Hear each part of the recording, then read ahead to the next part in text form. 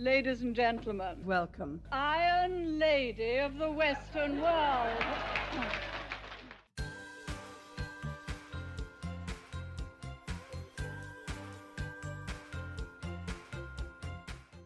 Olá, ferrenhos, bem-vindos a mais um episódio do Damascast.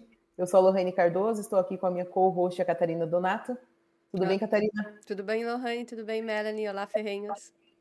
E hoje nós estamos recebendo a Melanie Rupenthal.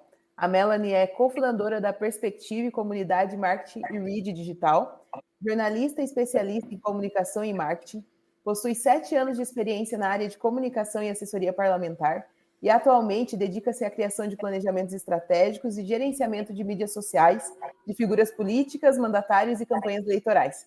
Tudo bem, Melanie? Seja bem-vinda. Tudo bem, meninas? Tudo bem quem está nos ouvindo agora? Uma grande oportunidade. Obrigada aí pelo convite, por me receberem. Tenho certeza que vai ser um grande papo. E aos ferrenhos que estão chegando agora, eu peço que se inscrevam no canal, curtam e compartilhem o nosso conteúdo. Melanie, antes da gente entrar no assunto de hoje, que é o empreendedorismo político, eu gostaria que tu falasse um pouco sobre a tua experiência como assessora parlamentar. Como que você entrou nesse mundo da política? Como que você levou isso agora como teu trabalho de vida, né? Não, bacana, Lohane. Então, assim, eu brinco que o caminho que me levou para a política, ele foi muito natural, né? Eu me formei em jornalismo, então eu já tinha essa facilidade e pretensão de seguir na área de comunicação. E eu fui repórter e apresentadora por muito tempo, né? Eu cobria a parte de política, eu até brincava na emissora que eu trabalhava que eu criei o QG da política. Então, eu já tinha essa familiaridade com esse tema, já tinha, né, uma proximidade, queria falar mais sobre política, gostava de entender o cenário, análises, comentar sobre isso. Então, quando eu tive a oportunidade, eu recebi um convite de um deputado estadual para participar do gabinete dele, coordenar a campanha dele, coordenar a comunicação dele como um todo.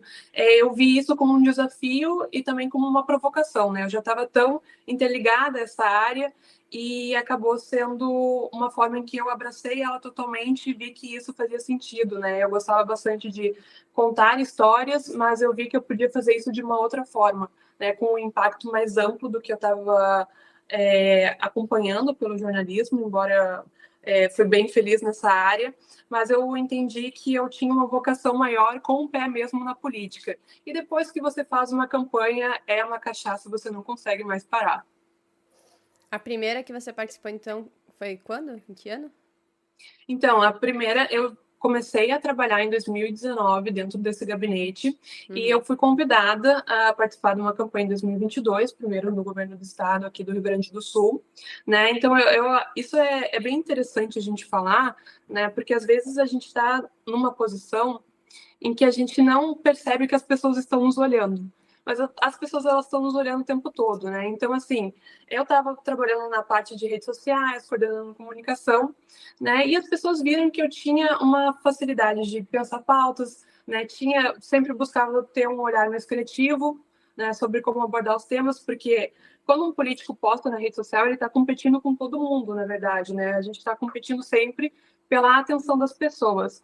E isso acabou acontecendo, um convite para participar dessa campanha do governo do estado, que eu participei do Ricardo Jobim, e eu fui tão bem desempenhando nessa campanha do Ricardo Jobim que daí acabaram me convidando no mesmo ano para ingressar na campanha presidencial do Felipe Dávila.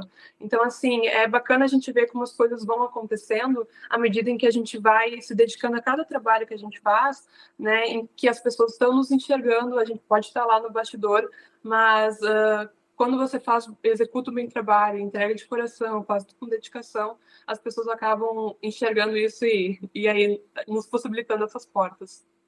E como que foi participar de uma campanha assim presidencial em um ano também tão polarizado assim? Olha, o desafio foi muito grande. Eu acho que esse desafio ainda persiste nas campanhas, né? Agora eu estou participando de uma campanha majoritária em uma capital. Mais nas capitais a gente vê esse cenário ainda polarizado, né? Mas um pouco voltado para o eleitor, pensando ideologicamente quem se representa o lado B ou o lado A.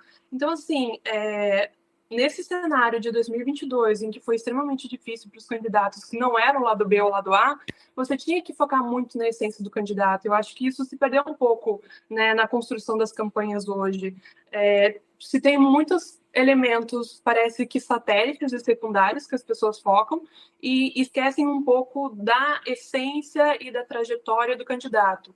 Então, assim, se você me perguntasse, Melanie, qual você acha que são as 3 coisas mais importantes em uma campanha? Eu diria que é o candidato e o candidato. Então, para fazer essa brincadeira, assim, né? Mas é porque realmente, então a gente, né, exaltar a história dessa pessoa, por que essa pessoa merece ocupar essa cadeira, por que ela tem uma trajetória de vida que faz sentido com isso, por que ela tem essa capacidade, seja em esfera municipal, estadual, né, nacional, por que essa pessoa, dentre tantos outros candidatos e bons nomes, porque tem pessoas bem intencionadas na política e querem fazer a diferença, por que aquela pessoa em específico que você está representando, né, você vai entender e acreditar nesse projeto para vender para as pessoas. Nesse caso, a comunicação política ela exige que você pense fora da caixa, né? O tempo todo. A comunicação assim, trabalhar com comunicação já é um desafio. Trabalhar com comunicação política é mais ainda, porque você tem que estar sempre um passo à frente, né? Você tem que estar sempre um passo à frente da notícia, você tem que estar sempre um passo à frente do que os outros candidatos estão fazendo, né? Porque você vai ter um alvo nas suas costas também, então você vai ter que fazer uma maneira ofensiva e defensiva nas campanhas, né? Se você não... A gente costuma dizer que se você não está sendo atacado por ninguém, então talvez a sua campanha ela não tenha muita relevância, e isso é preocupante, então é bom que as pessoas lhe notem, mesmo que para fazer ataques, mas assim, o mundo ele muda muito rápido, então você vai ter que estar sempre se adaptando para trazer uma ideia mais criativa, trazer uma outra forma de se comunicar, né, e trazer principalmente o candidato como protagonista dentro de toda essa narrativa. Hey Ferrenho, já pensou ter a oportunidade de estudar sobre autoras liberais com professores ótimos? Não perca tempo, acesse o link na descrição com o nosso ciclo de formação que vai estar disponível por tempo limitado. Eu acho que essa palavra que pegou muito na última eleição, e eu acredito que ainda vai pegar bastante em 2026, né? Narrativa. Porque o candidato, você conta a sua história na internet do jeito que você quer contar ela, do jeito que você quer que os outros te enxerguem. Mas a partir do momento que você é um candidato, um político, é como você falou, tem um alvo nas costas. E aí vem mentira, vem fake news, vem tudo, ataques de tudo quanto é lado. Como que você lida com isso quando você tá lá fazendo a campanha tudo certinho, tudo bonitinho, e aí vem um ataque, eu penso em 2026 principalmente, como mostrar pro eleitor a verdade de um jeito que consiga contornar essas narrativas? Primeiro, eu acho que a equipe ela tem que estar muito alinhada com a própria história do candidato, né? Então, a gente costuma dizer que você vai primeiro fazer o diamante, que é uma conversa mais longa e mais aprofundada com o candidato. Então, você vai sentar, é uma conversa totalmente sigilosa, né? Em que você vai manter tudo que for ali entre você e a pessoa que você está conversando. Então, é uma conversa realmente para você abrir, entender quais são as fragilidades, os pontos fortes, né? O que essa pessoa, eventualmente, que pode não ser um problema tão grande agora, mas que um adversário pode potencializar. Então, primeiro, a equipe tem que conhecer muito bem esse candidato, porque o adversário não pode conhecer mais do que a equipe. Se isso acontecer, pode gerar um grande problema na comunicação. Mas, assim, você tem que ter muita agilidade. E, assim, esse ano, assim como 2020 já vinha acontecendo, esse ano é um grande ano da campanha do WhatsApp, que é muito mais difícil você controlar, né? Circulou uma notícia falsa do seu candidato no Facebook, ok, a gente vai lá denunciar e vai derrubar, vai entrar com algum processo, você tem que ter uma boa equipe jurídica também. Ah, mas quando começou a circular no WhatsApp, então, assim, é muito mais complicado você fazer essa retenção de danos. Mas é importante você estar, então, que a sua equipe esteja presente tanto nos seus grupos do próprio candidato, né, quanto nos grupos de adversários, grupos ideológicos que se identificam esse adversário, né, esse candidato, para você ver o que está circulando ali. Então, assim, você já começa a receber e a observar o que está circulando ali, especialmente também quando você tem uma boa base de apoiadores que já está aquecidos, que estão fortalecidos. Então, uma mobilização na campanha é extremamente fundamental, né, se falando ainda de WhatsApp, e daí você vai ter que fazer essa retenção de danos, porque às vezes você não quer botar, muitas vezes, você não quer botar o seu candidato numa posição em que ele vai entrar diretamente no conflito, vai ficar batendo boca. Você vai ter essa equipe de mobilização já, esses apoiadores voluntários, em que eles vão fazer esse trabalho por você, né? Você vai colocar lá, eles vão trazer esse seu contraponto, vão defender esse candidato, mas assim, então tem 2 cenários que eu diria, né? O cenário quando é na rede social, abertamente, que é muito mais fácil da gente cuidar, e tem esse outro cenário, esse submundo, que é o WhatsApp, que daí já fica bem mais complicado, mas dá também para fazer a reversão. E uma coisa que você falou sobre conhecer o candidato. Muitas vezes eu vejo na comunicação de alguns políticos, o pessoal da comunicação, eles erram eu vou usar a palavra, não sei se está correto, mas o arquétipo do candidato. Eles fazem o candidato se apresentar como alguém combativo, mas não é da pessoa. Então, assim, eu percebi isso em várias... Eu trabalhei numa campanha em 2022 e percebi isso em vários candidatos, que muitos atuavam com aquele perfil combativo porque se inspiravam em outro político que eles admiravam, só que para eles estava totalmente deslocado, porque no dia a dia eles são uma pessoa calma, uma pessoa mais contida, uma pessoa que não vai para o embate, sabe? Então, assim, é muito importante a comunicação do candidato, ela ter essa percepção, né? Para não enfiar ele numa furada, assim, de estratégia. Perfeito. É polêmico dizer isso, né? Mas o seguidor, ele não é um voto, ele não é um eleitor, né? E isso acaba confundindo muitas pessoas que vão postular o seu nome, que vão colocar o seu nome à disposição.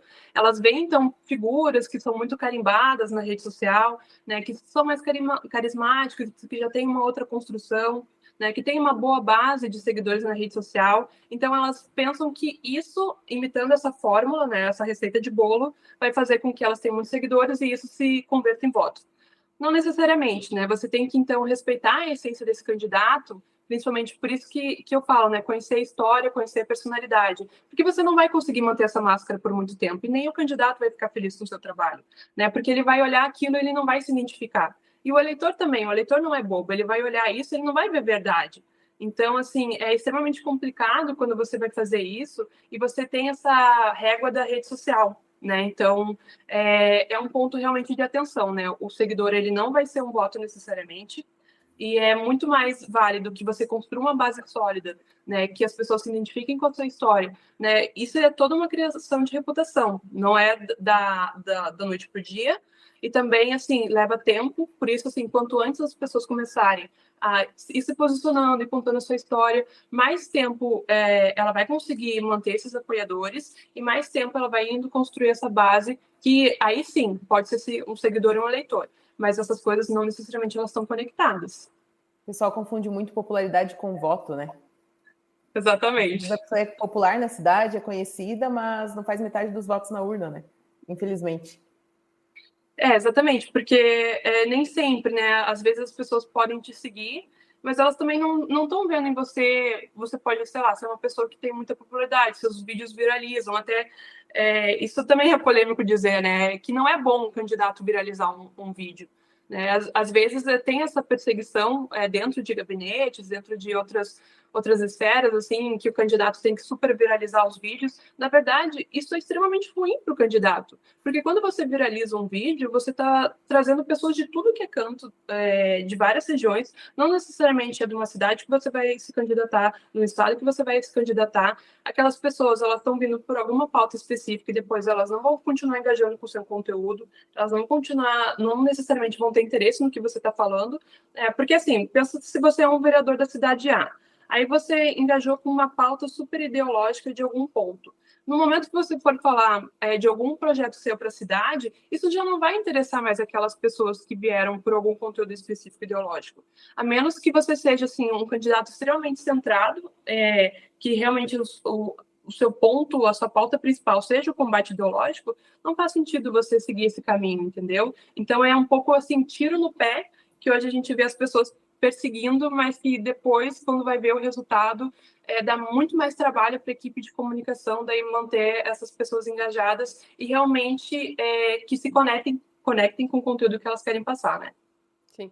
Eu acho que o importante é você ter, como você falou, ter uma imagem bem definida e ter os princípios e valores do candidato bem definidos para o eleitor. Porque chega na época da eleição, aparece tudo quanto é candidato, prometendo tudo quanto é coisa, e aí o eleitor, a média, acaba votando naquela pessoa que prometeu mais, sendo que não pensa que, por exemplo, na hora de votar um privilégio, votar uma lei que ela não concorda, como que aquele candidato vai votar isso? Eu acho que a gente tem que olhar mais para os princípios e para a base do candidato para saber o que ele realmente defende e não para aquilo que ele está prometendo na campanha. Mas isso é muito difícil, porque na hora da campanha ele promete o mundo e o eleitor acaba sendo enganado por isso, né? Exatamente. E assim, a gente tem um fenômeno que acontece muito aqui no Brasil, em outros lugares. As pessoas, elas geralmente olham muito para quem está sentando na cadeira principal, né? No caso, o presidente, né? Um pouco mais para quem está sentando na cadeira estadual. E assim, quem vai escolher vereador, deputado, esses cargos mais do legislativo, tem muita gente que, a grande parte, deixa para escolher uma semana antes. Sim. Então, assim, não é o eleitor, não é a grande maioria que vai fazer uma pesquisa mais aprofundada, não é a leitor que vai realmente buscar, poxa, quem é que vai realmente me representar lá? Quem é que representa minhas ideias, o que eu penso, né? Ou qual o projeto de futuro para minha cidade, para o meu estado? Então, isso também acaba interferindo nesse processo eleitoral. Melanie, você como atua nessa questão da comunicação política, você já atua em cidades pequenas? Porque eu percebo que o cenário de uma cidade como Porto Alegre, como São Paulo, é totalmente diferente de uma cidade de 10, 15, 20 mil habitantes, né? Até a forma que as pessoas escolhem o candidato a vereador, por exemplo, é diferente. Porque hoje, muitas vezes, elas escolhem por ser o vizinho, por ser o amigo, pela mãe ou pai indicar. Como é que é a atuação da comunicação com cenários tão distantes? Então, isso é um bom ponto, sabe, Lorraine? É bem diferente você trabalhar numa campanha de uma capital, né, no caso que eu estou trabalhando agora esse ano, e você trabalhar numa campanha numa cidade do interior. Então, assim, essa campanha da cidade do interior, ela realmente, assim, é muito mais próxima. Você vai... E eu digo que até, às vezes, é mais difícil você trabalhar numa campanha do interior do que numa campanha de cidade grande, porque o voto vai ser no teu professor, vai ser no amigo, a indicação do amigo, do tio que foi lá concorrer. Então, assim, é muito o pé no barro, as pessoas saindo, batendo em portas, conversando, né? Como é de praxe numa campanha de vereador. E isso acaba funilando muito mais no interior, né? Então, assim, em termos de recursos, né? Acaba sendo um pouco mais barato, mas tem também a dedicação e o tempo do próprio candidato e da equipe para fazer isso.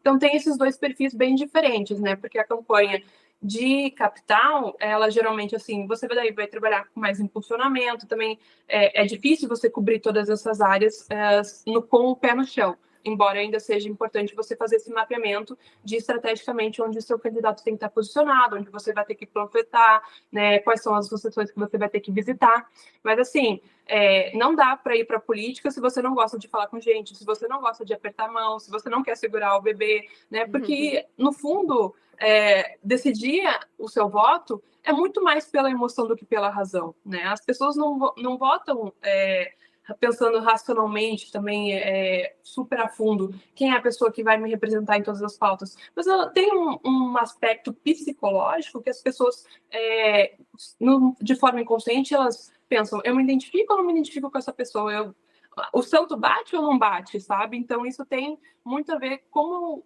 é feito o próprio trato do candidato no dia a dia com as pessoas. Eu acho que esse é um dos grandes problemas com a nossa democracia, né? Porque acaba elegendo gente que às vezes não é o mais preparado, não é aquela pessoa que vai trazer o melhor para a população, mas é a pessoa que apertou mais mãos, que conhece mais gente na cidade, né? Exatamente. E, inclusive, né, a gente estava falando de polarização, as pessoas não têm escolhido mais até pelo estômago, né? Porque às vezes tem a questão de escolher pelos sonhos quem são as pessoas que podem tornar possível, né, asfaltar a minha rua, ter escolas de qualidade, hospitais de qualidade, mas as pessoas estão mais inclinadas realmente votando pela raiva e pelo medo hoje, pelo que a gente tem observado, né? Então, essas emoções mais negativas é a que tem influenciado mais os candidatos, os eleitores a sair de casa e depositar o voto na urna. E principalmente nessa municipal, eu acredito que pessoas votam em pessoas. Essa frase acho que é mais forte ainda, né? Principalmente eu vejo em cidade pequena, as pessoas elas têm aquela expectativa de conhecer pessoalmente o vereador, sabe? E já numa cidade como São Paulo, as pessoas elas não têm esse sonho. Eu vou votar nele se ele vier aqui na porta da minha casa entregar um centinho.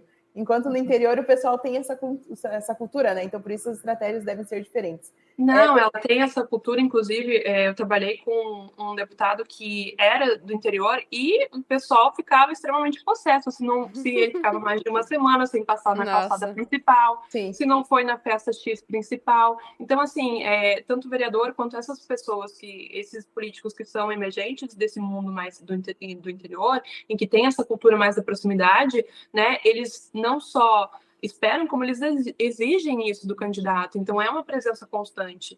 né? Não tem como faltar isso num candidato que é mais do interior, né? No modo metropolitano, as pessoas mais de cidade grande, elas já têm uma vida mais... já é um ritmo diferente. Elas não vão esperar que o candidato, ou depois de eleito, fique andando na praça principal, né? Já é um outro perfil de eleitor. Mas isso, com certeza, é fundamental na parte do interior. E quando a gente fala em comunicação, principalmente no teu trabalho, as pessoas elas focam muito no digital, mas esse trabalho que você faz, ele engloba fora das redes sociais também, né? Ele atinge toda a comunicação externa do candidato ou não? Não, totalmente. Assim, né? Só a rede social, embora alguns candidatos pensem, ela não vai fazer milagre sozinho, né? Então, assim, qualquer outra candidatura, independente de qual segmento o candidato está tentando se firmar, ele vai ter que ter esse trabalho no digital e ele vai ter que ter esse trabalho presencial, né? Então, assim, isso depende muito de qual partido esse candidato está inserido. Ele é um partido que já tem base, é muito mais fácil, porque daí se você vai se candidatar, por exemplo, a um deputado, aí você vai visitar vereadores que vão ser multiplicadores, você vai fazer as dobradinhas. Então, assim, se você é de um partido que é menor, que não tem essa base, então você tem que se grudar nas associações, né? Você tem que ter, de alguma forma, esses apoiadores, esses multiplicadores do seu trabalho, né? Só contar com a rede social, assim, a menos que você seja realmente um fenômeno e que você esteja muito seguro, mas mesmo assim é importante você fazer toda essa política do chão, né? Essa política de base para que você consiga ter uma campanha consistente, não só no mundo digital, mas também no mundo real. Falando nessa questão dos apoiadores, o quanto você acha que essa eleição agora em 2024 vai influenciar em 2026? Como? Quanto que essa eleição agora em 2024 vai trazer votos ou vai influenciar em 2026? Que Não, eu vejo perfeito. muitas pessoas pensando na presidência, governador e tal, esquecendo, não dando tanta importância agora para 2024. Sendo que no final eu acho que acaba, né? Vai impactar. Tudo impactado, tudo interligado, né? Não, isso é um efeito dominó, Catarina, com certeza, né? Porque se você agora não está fazendo a lição de casa e construindo essa base, em 2026 você não vai ter aquelas pessoas que vão ser os seus multiplicadores de votos, as pessoas que vão, né, sair na rua com seu panfleto, que vão mostrar o seu nome na associação, na igreja, né, nos lugares que elas frequentam, na comunidade. Então, assim, isso é extremamente fundamental para que você pense a longo prazo, né? Então, até alguns partidos já têm mexido sobre isso, já têm feito essas provocações. Gente, a gente não vai conseguir ir bem em 2026 se agora em 2024 a gente dormir no ponto. Então, assim, as coisas são muito interligadas, tanto a campanha mais de municipal, né, até aí os segmentos maiores, os cargos maiores que exigem essa mobilização maior. Mas se você falhar agora, vai ser muito mais difícil correr atrás desse prejuízo em 2026, sem dúvida. Uhum. E quando você percebeu que deveria atuar levar seu trabalho para o empreendedorismo em 2022? Ou você já fazia algo nesse sentido antes? Então, eu acho que foi tudo uma construção, sabe, da trajetória. Cada campanha que eu fiz, o dia a dia no gabinete, pegando experiência, eu trabalhei na assessoria de imprensa também, de políticos, depois fui mais para a rede social, porque eu queria explorar mais esse lado criativo, né? Quando eu participei efetivamente das campanhas, né, que eu me apaixonei pelo processo, é um processo que não é fácil, é extremamente estressante, você vai apagar 15 incêndios por dia, mas no final você olha para trás e pensa assim, poxa, eu faria tudo de novo. Então, assim, eu queria continuar isso de uma forma um pouco mais trazendo a minha perspectiva de estratégia para os candidatos, né? Eu participei no ano de 2022 como parte da equipe, já fui como head de digital, porque viram a minha atuação, mas eu queria estar um pouco mais assim na parte de macro. Ok, quais vão ser as bandeiras, qual é o arquétipo desse candidato, quais são as pessoas que nós vamos falar, né? De que forma a gente vai conduzir o conceito, a narrativa dessa campanha. Então, eu senti essa necessidade de trazer um pouco mais isso para a parte mesmo de eu empreender. E de eu botar minha cara a tapa e falar, beleza, vamos sentar aqui, vamos pensar tudo na sua vida, né? A gente não vai fazer um planejamento só de curto prazo, a gente vai ver o que você quer para o futuro. Se o seu objetivo é ser governador, então o que a gente pode ir calçando, construindo a sua reputação desde agora? Então eu tenho essa preocupação de fazer uma construção de reputação a longo prazo, sabe? E por isso eu senti muita necessidade de trazer minha cara para a empresa, né? Então, me aventurei já nesse mundo do empreendedorismo, acredito que está dando certo, né? Porque já estamos tocando campanhas agora, montamos time do zero e as coisas têm rodado bem. Que bom. Quando a gente fala em política, a gente atrela isso muito à ideologia. Como que funciona para você? Talvez você tenha uma ideologia pessoal, tua, particular, trabalhar com ideologias diversas, assim. Você pega... Geralmente, algumas pessoas, elas têm filtragem nesse sentido, em trabalhar, eu trabalho só com pessoas que se alinham minimamente à minha ideologia. Como é que é essa escolha, essa filtragem para vocês? Então, assim, eu não tenho nenhum parente, padrinho político, então, assim, eu realmente fui a primeira pessoa da minha família a trabalhar com política, justamente porque eu vinha desse mundo do jornalístico, mas como eu me interessava pelo assunto, eu já acabava rodeada de pessoas que também se interessavam e que andavam nesse meio. Então, assim, foi muito mais natural eu trabalhar com pessoas, inicialmente, que tinham uma ideologia minimamente similar com a minha, porque eu já frequentava esses lugares. Mas, assim, é uma ilusão você achar que você vai concordar com tudo do candidato. Você não vai, vocês são dois indivíduos diferentes. Vocês são pessoas com pensamentos diferentes. Se você for com esse pensamento, eu só vou trabalhar com quem eu concordo, você não vai trabalhar com ninguém. Essa é a verdade. Ok, você pode ter os seus valores, você pode delimitar. Com essa pessoa, no caso, com esse segmento, eu acho que não funcionaria, porque talvez eu não me comunique tão bem. Eu não tenho problema nenhum, porque eu acho que você consegue trabalhar histórias de pessoas, acima de tudo, e se são pessoas honestas e que têm valores, propósitos, é isso que importa para mim, né? Eu tenho esse valor, eu não trabalho com bandido. Mas se você for realmente com esse pensamento de que eu vou trabalhar com quem concorda comigo, com quem pensa igual, você está no lugar errado, você não vai trabalhar com política. Falando nessa questão dos bastidores da campanha, tem alguma história assim que você pode trazer pra gente? De alguma coisa que deu, às vezes, um post, alguma ação que vocês fizeram que talvez não estava esperando tanto e que deu muito resultado? Ou o contrário, alguma coisa que deu tudo errado e como que vocês contornaram isso? A gestão de crise é maravilhosa, né? Posso comentar, enfim, né, da própria campanha do Felipe Dávila. Nós tivemos duas, assim, que depois acho que se saiu bem, né? A primeira, que acho que é mais famosa, quem não tem um sticker no seu WhatsApp chamado Que Tristeza. Então, assim, isso é bacana você conversar com o candidato também, porque vai viralizar. Isso já está rodando, então vamos fazer do limão uma limonada. Como é que a gente pode aproveitar isso com bom humor, né? Trabalhar isso da melhor forma possível. Então, assim, sentar com o candidato, ver o que aconteceu, para quem, enfim, não acompanhou, em 2022, um debate, se eu não me engano, da Globo, mas era, enfim, um debate super crucial. Era da Globo. William Bonner chama Felipe Dávila para fazer suas considerações finais e ele abre com a frase "que tristeza", né? Então, enfim, acho que do próprio nervosismo do debate. Então, isso acabou virando trend topics do Twitter, as pessoas fizeram vários memes e a gente aproveitou realmente de um limão uma limonada. Nós até hoje, às vezes, a gente usa esse meme, né? Então, assim, o próprio candidato utilizou os memes que estavam acontecendo no Twitter para ele, né? Nós trouxemos isso, que era "eu vou te privatizar", né? Várias coisas nesse sentido, assim. Então, a gente conseguiu aproveitar com bom humor.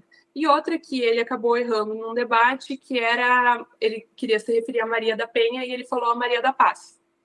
Então, assim, isso também acabou... um debate de grande alcance, as pessoas estavam todas olhando na internet, isso já ia viralizar no Twitter. Então, assim, a gente conseguiu... Primeiro, nós colocamos uma errata, né? Comunicamos de forma humana. Pô, pessoal, realmente errei, eu queria me referir a tal isso. Reconhecer o erro é importante também, né? Porque aqui, nessa situação, ele trouxe uma informação errada, mas depois nós tratamos isso de forma bem humorada, né? Na época tinha a novela da Juliana Paz, que ela era a Maria da Paz. Então a gente acabou fazendo algumas brincadeiras da Maria da Paz com a própria Maria da Penha, e depois, inclusive, a Maria da Penha, né, entendendo que era uma pauta maior, que era muito mais importante você falar sobre a não violência contra as mulheres do que sobre uma troca de nomes, ela postou no próprio Instagram da instituição, brincando com isso. Então, a gente vai lá e repostava. Então, assim, a gente conseguiu fazer desses dois erros, né, em que ele acabou sendo bastante criticado e zombado por algumas pessoas, de forma a atrair conectar novas pessoas que viram, poxa, ele é uma pessoa leve, né? O segundo erro foi uma troca, mas ele foi bem intencionado. Então, assim, a gente viu que foi uma virada de chave que acabou fazendo bem para a campanha dele. Felipe Noveleiro, né? É. Eu acredito que essa questão do meme, do bom humor, e principalmente pegar esse limão e fazer uma limonada, ajuda a furar a bolha, né?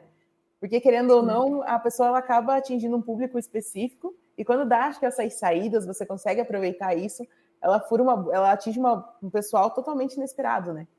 Não, especialmente numa campanha de repercussão nacional, né, em que você tem que atrair pessoas do Brasil inteiro. Então, nesse sentido, sim, daí foi bom viralizar, né, porque daí você buscava eleitores em todos os cantos e você conseguia reverter talvez alguma má impressão que foi causada por informações um pouco tortas que saíram aí do candidato, mas assim, isso são coisas mais leves, né? Então dá para reverter e dá para fazer uma boa gestão de crise. Por isso que tem que ter uma equipe bem rápida e que tenha algumas sacadas criativas, mas principalmente que o candidato também seja aberto, você sentar e conversar e falar, porque isso já vai rodar de alguma forma, então vamos tentar controlar para que rode da forma mais positiva para a sua imagem. Sim, eu acho que por mais que quando o candidato está ali sobre os holofotes, por mais que a gente tenha que cobrar e exigir certo comportamento, tem que lembrar também que é uma pessoa, outro ser humano. As pessoas às vezes cobram uma perfeição que não existe e acaba se esquecendo de se colocar no lugar do outro. Pô, se você estivesse ali, você ia falar tudo perfeito, você não erra, todo mundo erra. Então, aí acaba, eu acho que principalmente na internet, na televisão, nas redes sociais tem muito disso. Crítica por, às vezes, uma vírgula que você falou errado, já chove um monte de gente querendo te corrigir. E tem gente até se aproveitando disso. Tem um canal no YouTube que eu tava vendo esses dias, que a pessoa intencionalmente erra, porque sabe que vai vir muitos comentários, e quando tem muitos comentários, o vídeo viraliza. Não, perfeito. Assim, quando você é o candidato, você tem que saber que você vai ser criticado por respirar, né? Se você não é do lado X ou B, o lado B vai criticar o A, o lado A vai criticar o B. Então, assim, você pode estar... Eu vejo isso, né? Porque eu ainda cuido... Além de fazer campanhas, eu cuido dos perfis de alguns mandatários, algumas figuras que têm um alcance maior. Você colocou qualquer coisa, você colocou a foto da família, você colocou a foto com o cachorro, você colocou até uma notícia triste. As pessoas vão lá e elas vão trazer um assunto que não tem nada a ver com o posicionamento daquela postagem específica e elas vão te criticar. Então, assim, né, também a pessoa se fortalecer e entender que aquilo... Né, são pessoas que são corajosas atrás da rede social, que jamais falariam aquilo pessoalmente, mas com certeza são pessoas imperfeitas buscando a perfeição, e você tá na política, você tá dando muita cara a tapa, né? E em qualquer situação, se você deu ali, as críticas vão ser eternas. Agora você tem que ver se aquilo realmente faz sentido ou não. E olha, a maioria das vezes não faz sentido nenhum, é só os haters mesmo que querem fazer barulho nas redes sociais. Nós vemos que a maioria das pessoas hoje tem uma grande dificuldade de interpretar as coisas, né? Sim. Coisas básicas e simples. E como que vocês lidam com isso? Você trabalha uma comunicação da forma mais fácil possível, mesmo que o assunto seja mais técnico ou não? Com certeza, Lorraine. É assim, né? Eu trabalhei já com vários candidatos do Novo, ali, citei o Felipe, trabalhei com outros deputados. E assim, por exemplo, um partido que é mais identificado com pautas mais técnicas, pautas mais de economia, com assuntos assim mais complexos. E eu falo, atendo as redes do Felipe até hoje, eu falo, Felipe, assim, a gente pode trazer qualquer assunto, mas a gente vai traduzir isso para as pessoas, é importante. Ele fala, não, com certeza, Melanie, a gente tem que fazer isso, né? Se eu vou falar do PIB, se eu vou falar de qualquer assunto, não tem por que a gente ficar delimitando de uma forma complexa com economiquez, com juridiquez, né? A gente vai trazer qualquer número. O que isso impacta na vida das pessoas? Beleza, você está trazendo que se você fizer a questão tal, você ia economizar X valor em verba, né? Valores em dinheiros. Mas ok, o que isso representa para a pessoa que está lendo? Quantas escolas dava para construir com isso? Quantos hospitais? Né? Quantas cestas básicas poderiam ser distribuídas? Enfim, né? Não que isso efetivamente ia acontecer, mas para a pessoa conseguir quantificar. Porque quando a gente está falando no serviço público, na esfera pública, os valores são muito exorbitantes. E as pessoas não têm obrigação nenhuma de ler esse dado e quantificar e saber o real impacto disso. Quem tem essa obrigação é a pessoa que está comunicando. ela que tem que tornar essa comunicação acessível. E outra, se você ficar só falando para uma bolha, você também não vai conseguir difundir as ideias como você queria, né? Então, é aquela coisa, você pode ser a pessoa mais bem intencionada do mundo, você pode ter as melhores propostas, mas se você não conseguir traduzir isso para as pessoas, não vai adiantar nada. Então, assim, eu sou muito defensora de que a gente tem que tornar a comunicação a mais acessível possível, né? Não tem porquê, por vaidade ou por qualquer outro motivo, né, você tornar mais difícil do que é necessário. Já são muitos assuntos que as pessoas têm que dominar, já são muitas informações que correm, o quanto você puder facilitar e traduzir isso para as pessoas, para que elas entendam que isso realmente impacta na vida delas e que esse sentimento de que tudo é assim, nada vai mudar, eu não quero saber de política, isso é só nocivo para a sociedade, você não vai mudar nada se você continuar com essa comunicação. Então, você ter esse entendimento e passar esse entendimento para o candidato é muito fundamental.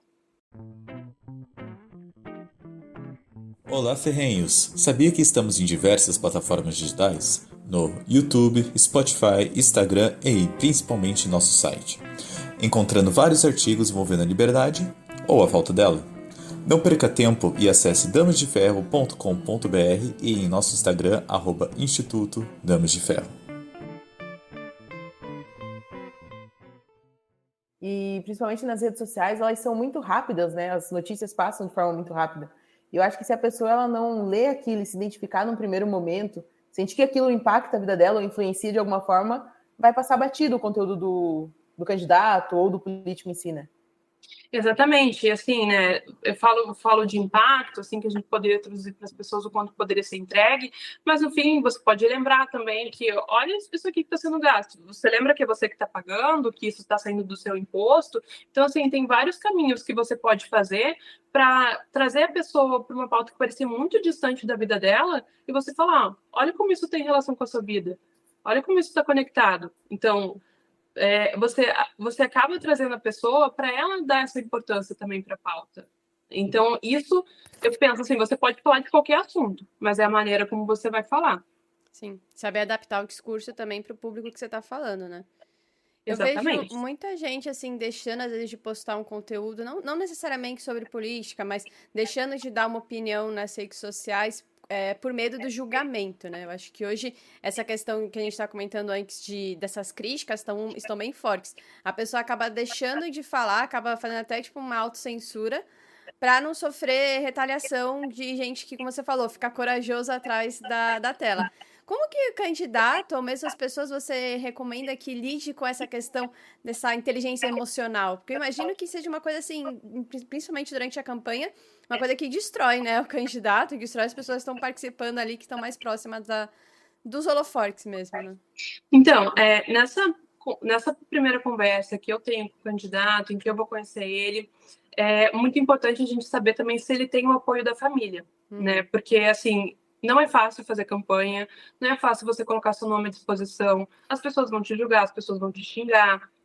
Então, assim, quando o candidato ele tem essa estrutura de apoio, fica muito mais fácil. Então, primeiro, eu vejo se ele tem esse apoio da esposa, enfim, dos filhos, dependendo de quem é essa pessoa que está no ciclo, eu sei que vai ser muito mais fácil para ele. Não vai ser fácil propriamente dito, mas vai trazer algum alívio para ele. Quando ele não tem, que acontece também, eu sei que é mais complicado, então que a gente vai ter que dar esse suporte maior para o candidato, mas a gente sempre reforça, né, que essa questão de ficar em cima do muro, a gente vê que ela não conecta com o eleitor, porque ele fica pensando, mas para que lado ele vai? Se ele não consegue se definir aqui, como é que ele vai lutar e se posicionar por mim? Então, é uma situação complicada, mas que a gente tenta inferir para o candidato que é importante ele se posicionar, mas se posicionar com coerência, né, com dados, baseado no que ele acredita realmente, nos seus valores, né, e se é uma convicção muito forte do candidato, isso facilita também, porque ele realmente acredita no que ele está falando, né? Então, assim, quando a pessoa ela tem um propósito, ela quer cumprir isso e vê a política como um caminho, então ela entende que isso é o bônus e o ônus da política. Ele vai vir junto, mas é um fortalecimento que é feito no dia a dia. E também não convém, nem falo para os candidatos ficarem lendo só os haters, né? Porque são pessoas que geralmente não construíram nada criticando uma pessoa que está tentando construir.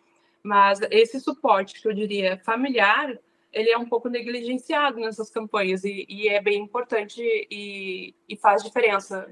Já vi campanhas com esse suporte, sem esse suporte, e tem um abismo entre elas. O que você tem achado? Agora tem surgido uma leva de prefeitos tiktokers, com conteúdo mais leve, com piadas, tentando se comunicar mesmo com as pessoas mais jovens, com o pessoal mais leigo. O que você tem achado dessa nova onda? Uhum.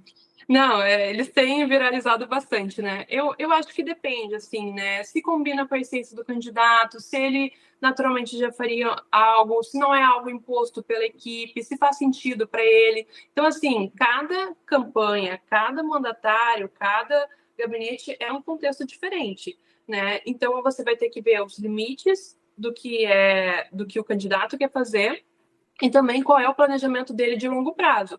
Porque talvez funcione uma brincadeirinha para ele ser vereador, né? Mas que talvez as pessoas mais para frente, num cargo que fosse talvez um pouco mais difícil ou que demandasse mais um alcance assim, de eleitores, talvez ele não fosse a escolha. Então, assim, qual é o projeto de curto, médio e longo prazo? O que tu vai fazer hoje vai atrapalhar esse projeto de longo prazo? Eu diria para não fazer. Para ter só um alcance rápido, eu acho que não vale a pena. Mas se tá bom para você ali, se esse é seu propósito mesmo, o alcance que você tem hoje, ok. Também tem pessoas que são mais dadas a esse mundo de influenciadores, né? E faz parte da personalidade também, né? Acaba gerando um entretenimento para quem está seguindo, né? Porque foi o que a gente falou lá atrás. Quando você está postando na rede social, você está competindo com todo mundo. Você está competindo com a Anitta, você está competindo com o jornal da sua cidade que postou tal coisa. Então, assim, gerar entretenimento, eu vejo que é uma forma que as pessoas têm conseguido de reter a atenção, porque esse é o nosso ativo mais caro hoje, né? O tempo, você parar e ouvir o que uma pessoa tem a dizer.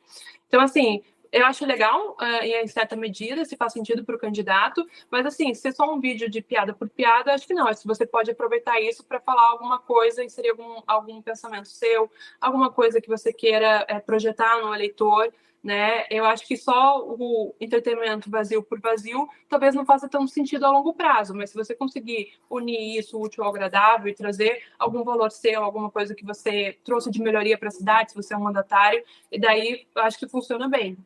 É uma linha muito tênue, né? Porque muitas vezes a pessoa ela tenta fazer essa piada para engajar e ela acaba deixando de ser a opção do eleitor, né? Porque eu vejo assim, muitas vezes a pessoa ela vai adorar ter o político palhaço nas redes sociais, mas ela não vai querer um prefeito palhaço, por exemplo.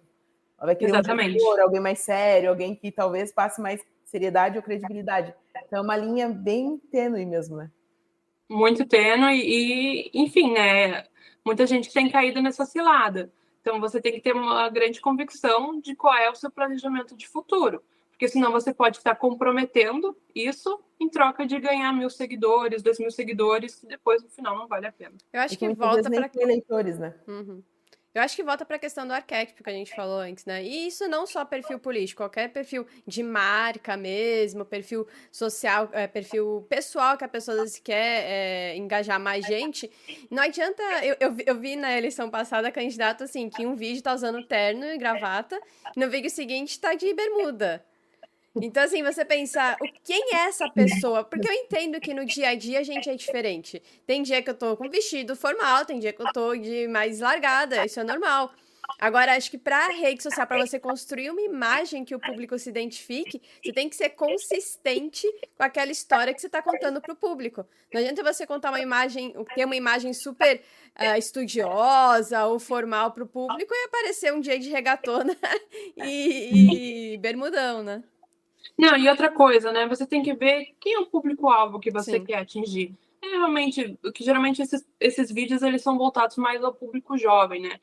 O jovem realmente é o eleitor desse candidato? Ele vai ser um multiplicador? Porque o jovem hoje, ele já está mais segmentado, né? Ele é um público mais ocupado, ele está lá trabalhando, ou estudando, ou saindo para festas, ele não está exceto uma bolha que é mais politizada, ele não está necessariamente pensando nisso. Então, até tem alguma brincadeira que o pessoal faz, né? Em vez de focar no jovem, então foca na tia do Zap, que a gente estava falando que era o canal, né? O WhatsApp vai ser um grande motor nessa campanha, não tenham dúvidas disso, né? Que é a tia do Zap, que é aquela que vai ficar te mandando bom dia, você vai mandar Deus abençoe para ela, você vai construir esse sentimento de né? você vai construir esse sentimento de comunidade, é uma pessoa que vai ter mais tempo, né? Que vai ser uma multiplicadora sua. Então, assim, faz sentido você realmente ficar produzindo o conteúdo para o jovem, né? Pode ser que faça sentido, pode ser que não, isso tem que avaliar. Ele tem potencial de ser seu eleitor, e mais que isso, ele tem o potencial de ser esse multiplicador de voto, ele vai falar de você para a família, a tia do Zap vai. Então, assim, são perfis que você vai ver quem é a pessoa que você quer atingir, né? Eu sempre falo para os meus candidatos, então, beleza, vamos desenhar 3 pessoas aqui que você tenha mais propensão de ganhar esse voto. Que você vai gastar menos recursos, seja financeiros, de energia, né, que você vai conseguir se conectar mais fácil. Então, assim, você vai desenhar esse perfil. Então, é muito importante, antes de qualquer coisa, você sentar, pensar quem é o perfil do candidato, mas quem é o perfil do eleitor, com quem você quer falar. Porque se você falar para todo mundo, você não está falando com ninguém. Exato. Essa é uma premissa muito real, né, dentro do mundo político. Quando você quer agradar todo mundo, você não agrada ninguém, o eleitor não se identifica com você e você acaba ficando sem voto, né? Por isso que dizem que a pessoa, quando ela é muito em cima do muro também, ela acaba desagradando os eleitores, né? Porque as pessoas, elas pedem um posicionamento, seja um ou outro, independente se elas vão concordar ou não. Eu acredito que as pessoas respeitam mais alguém com posicionamento contrário ao delas do que alguém sem posicionamento algum, né? Porque tem muitos temas polêmicos que eu vejo que muitos políticos têm medo de dar opinião. Qual que é a tua opinião sobre isso? Uhum. Não, beleza. Tem aquela frase famosa, né? Seja quente ou frio, seja morno eu te vomito.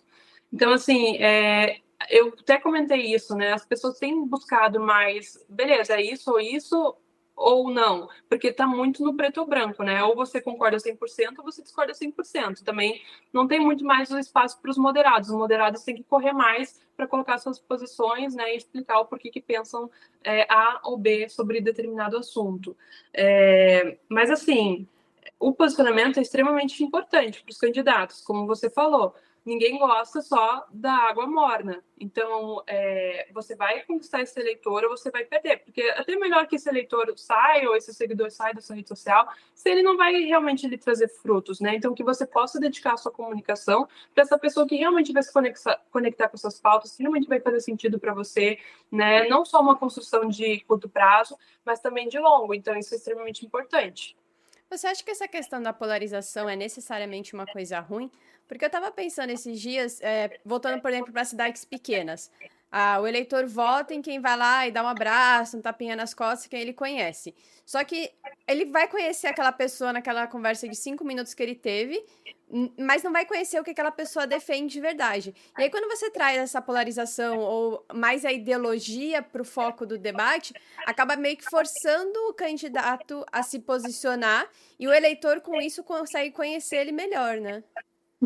Eu acho que a polarização é boa para quem consegue se beneficiar dela, né? Para quem está de um lado ou do outro. Eu acho que ela foi extremamente nociva para os moderados, porque daí eles ocuparam esse espaço em que as pessoas não conseguem identificar eles, né? Como eu falei, tá tudo muito preto ou branco. Você não consegue mais ser cinza, você não consegue mais ver um lado positivo e negativo das situações. Ou você é 100% fechado ou você é inimigo. Então, assim, para as pessoas que conseguiram surfar essa onda, que ainda persiste e que é uma tendência que vai acontecer tanto em 2024 quanto em 2026, né? Você ser o candidato, você é o candidato do Bolsonaro, você é o candidato do Lula, porque esses nomes ainda são muito usados, especialmente nas capitais, então você consegue surfar bastante.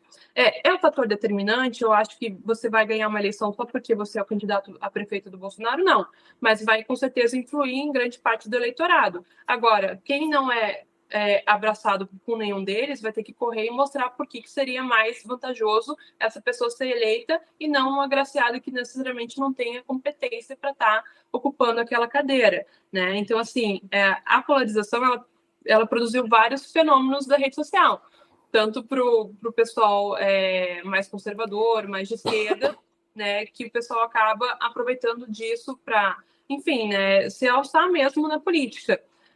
Agora, você fica um pouco refém, né? Porque se você é de um lado ou do outro, você não pode sair 1 milímetro, né? Isso é extremamente complicado. Se você discordar ou ficar um pouco à margem ou achar que está indo num caminho não tão legal. Então, assim, isso o candidato realmente tem que ver se combina com os valores dele, né? Se é isso que ele quer seguir a longo prazo, porque depois você pode se tornar refém do seu público. Já pensou em investir nossas ideias? Estamos com camisetas e canecas exclusivas com a qualidade garantida da Viés. Aproveite e compre na viesbr.com. Eu percebo, a gente sabe que o brasileiro, na grande maioria, tem um problema de elencar prioridades, né?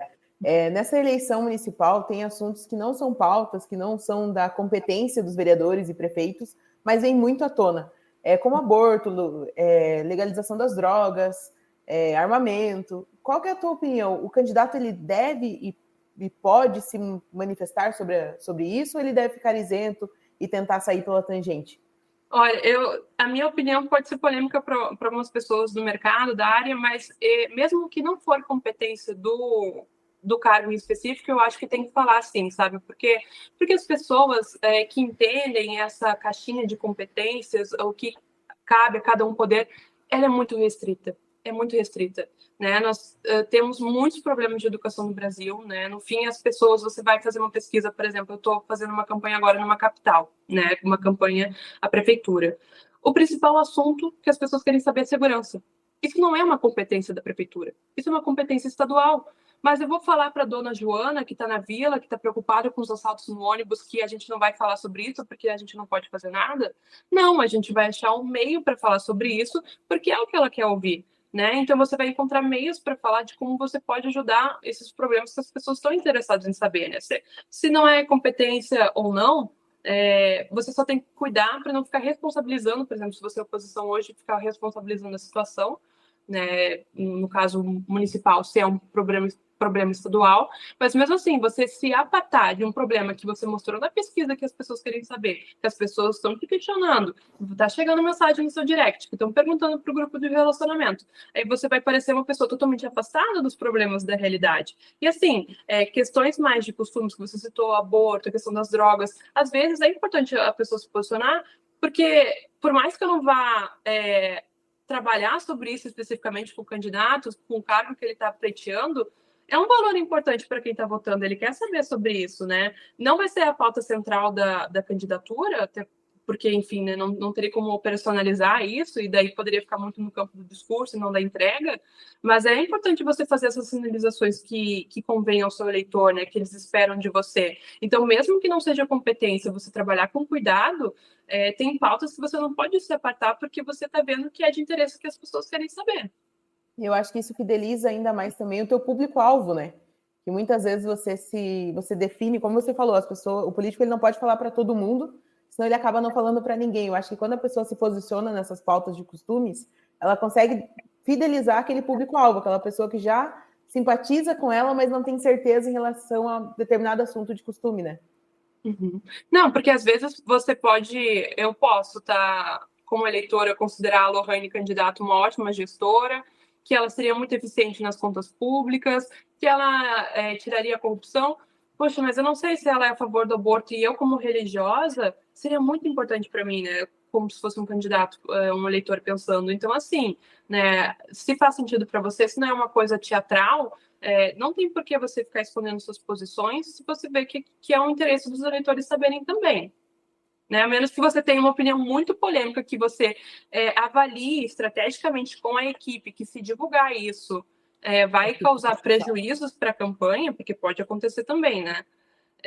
Então, assim, acontece muito uma maquiagem do que às vezes o candidato pensa, porque ele sabe que ele não vai tratar sobre isso, né? Que no fim, se ele falar, ele vai só perder eleitores. Então, assim, tem que ver em que medida isso é um valor muito forte para o candidato, em que medida isso vai atrair prejuízos ou benefícios para a campanha dele. E você, como equipe de comunicação, você já foi contra a decisão de algum candidato ou político? Você já apresentou uma ideia, ele foi contrário e você achou que aquilo ali não deveria ser feito? Como é que é feita essa conversa Porque, querendo ou não, você está lidando com pessoas, né? E geralmente... Não, isso é um embate diário. É mais difícil. Não é uma ou duas vezes, né? Porque, assim, a gente, como equipe de comunicação, a gente vai tentar prestar o melhor serviço para as pessoas. Então, a gente vai falar de todos os riscos e consequências de determinada ação.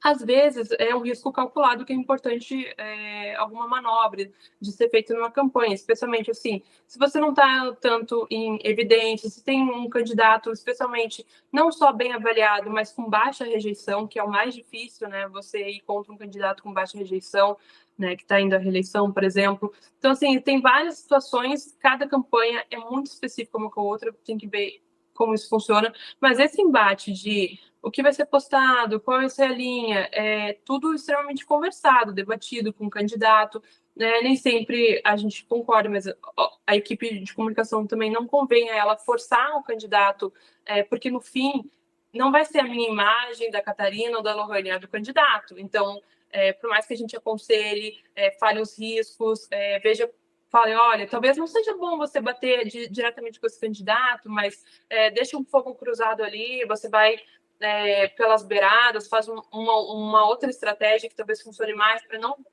ter antipatia de determinado eleitor, né? Você vai aconselhar, mas a decisão final é de quem está colocando a sua imagem à tapa, né? Sim, quem está correndo o verdadeiro risco, né? Sim. Exatamente. O que tu percebe, Melanie? Você atuou como jornalista no setor privado? Setor privado, né? No setor privado. E qual que o que você mais sente de diferença hoje atuando como autônoma tu é hoje, né?